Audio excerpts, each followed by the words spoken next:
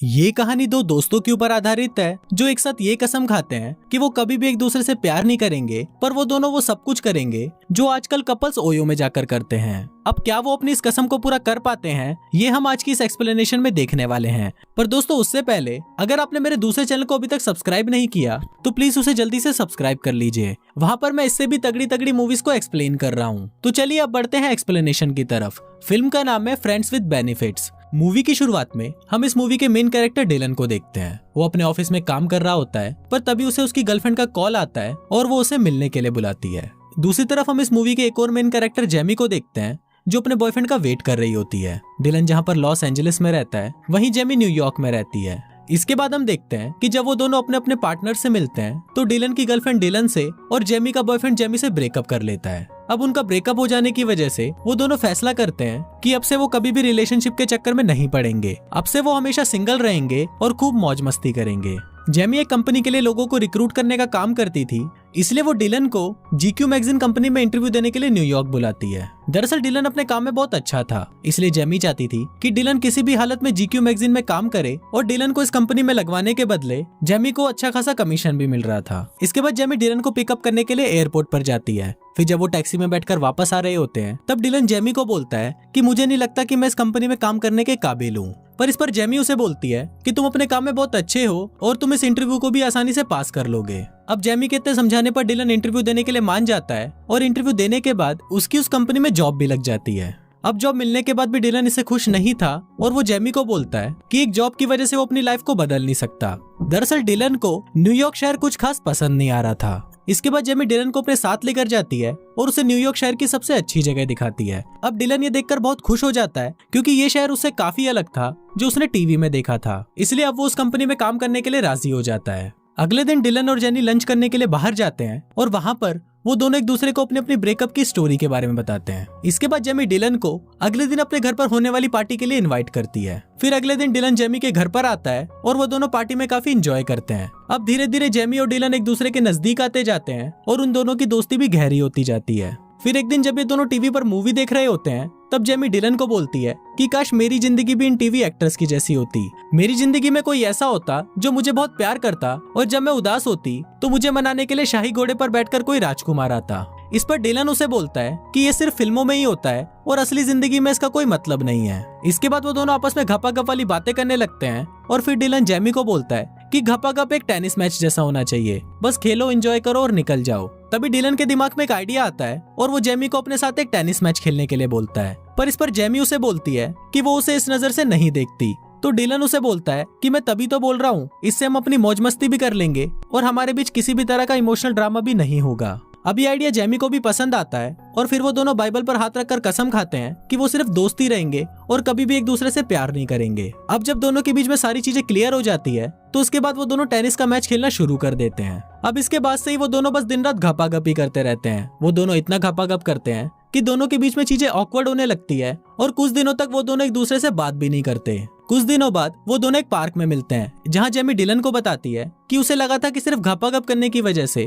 उन दोनों की दोस्ती में कोई फर्क नहीं पड़ेगा, पर उसे लगता है कि फर्क पड़ रहा है और इस वजह से अब से हम ये सब नहीं करेंगे। पर अगले ही दिन से वो दोनों अपने आप को रोक नहीं पाते और फिर से टेनिस मैच खेलना शुरू कर देते हैं। अब ऐसे ही कुछ दिन और निकल जाते हैं और ये दोनों बस दिन रात टेनिस मैच ही खेलते रहते हैं। अब एक दिन घपाघप करने के बाद जेमी डिलन से बोलती है कि मुझे लगता है कि अब मुझे एक बॉयफ्रेंड बना लेना चाहिए और इसलिए अब से हमें ये मैच खेलना भी बंद कर देना होगा। इसके बाद वो घूमने के लिए एक पार्क में जाते हैं जहां जेमी को एक लड़का पसंद आ जाता है। फिर वो उससे बात करने के लिए उसके पास जाती है और कुछ देर बातें करने के बाद वो उससे उसका नंबर ले आती है। अब इन दोनों में भी डेटिंग होना शुरू हो जाती है और वो लड़का जेनी को बताता है कि वो एक डॉक्टर है और वो छोटे बच्चों का इलाज करता है। अब कुछ दिनों तक एक दूसरे को डेट करते हैं और फिर एक रात जेमी और डॉक्टर भी एक साथ टेनिस मैच खेलते हैं। अगले दिन वो डॉक्टर बिना बताए जेमी को छोड़कर वहाँ से जा रहा होता है, पर तभी जेमी उसे देख लेती है और उसके पूछने पर वो डॉक्टर उसे बताता है कि वो उसके सपनों का राजकुमार नहीं बन सकता। ये सुनकर जेमी को बहुत गुस्सा आ जाता है और वो उसको गालियां देकर वहाँ से भगा देती है। इसके बाद जेमी डिलन के पास आती है और उसे उस चूतिया डॉक्टर के बारे में बताती है। इस पर डिलन उसे बोलता है कि वो डॉक्टर तो बहुत बड़ा खिलाड़ी निकला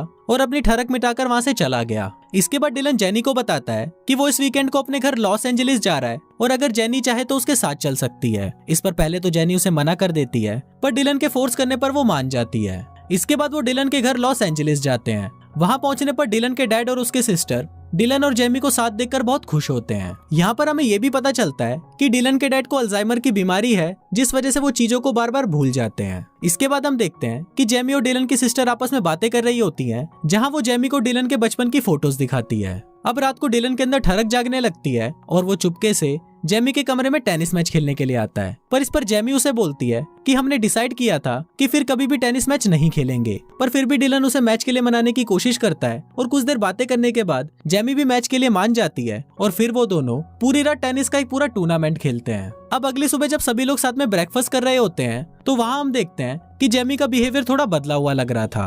वो डिलन को पसंद करने लगी थी और उसे उसकी फैमिली भी बहुत पसंद आई थी। इसके बाद हम देखते हैं शाम को डिलन और उसकी बहन एमी आपस में बातें कर रहे होते हैं और फिर एमी डिलन से पूछती है कि इसके बाद हम जेमी से कब मिल पाएंगे। तो डिलन उसे बोलता है कि मुझे नहीं पता। इस पर एमी उसे बोलती है कि क्या तुम्हारी गर्लफ्रेंड और तुम्हारे बीच में झगड़ा हुआ है। तो उस पर डिलन उसे बोलता है कि जेमी मेरी कोई गर्लफ्रेंड नहीं है और हम दोनों सिर्फ दोस्त हैं। डिलन उसे ये भी बोलता है कि मैं जेमी को कभी भी अपनी गर्लफ्रेंड नहीं बना सकता क्योंकि वो बहुत ज्यादा इमोशनल है और उसका दिमाग भी खराब है। अब उन दोनों की ये बातें जेमी भी छुपकर सुन रही होती है। फिर जब रात को सभी डिनर कर रहे होते हैं तभी जेमी वहाँ पर आती है और उनको बोलती है कि उसे किसी काम की वजह से न्यूयॉर्क वापस जाना पड़ेगा।